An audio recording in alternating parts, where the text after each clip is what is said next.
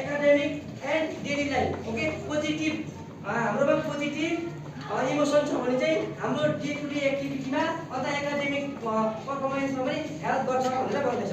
Okay, अनि अर्को छ promote self regulation, learning to manage emotion, help student stay focus, calm and relieve with challenging situation. यसले चाहिँ हामीलाई के गर्छ भन्दाखेरि चाहिँ काम बस्नुमा हेल्प गर्छ।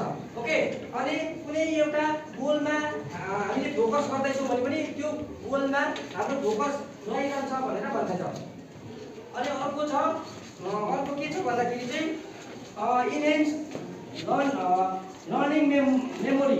ओके, जुन चाहिँ हाम्रो लर्निङ मेमोरी पावर छ यसले चाहिँ के गर्छ भन्दाखेरि चाहिँ हामीलाई इफेक्टिभली कुनै कुराहरू पढेको छ भने पनि यादहरू गर्नुमा हेल्प गर्छ भनेर भन्दैछ।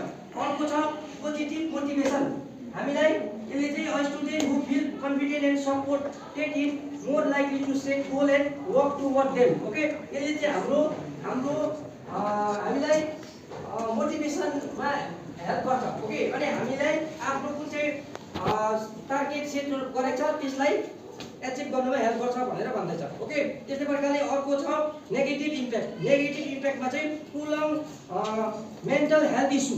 Okay, prolong negative emotion such as sadness, fear or anxiety can contribute a condition like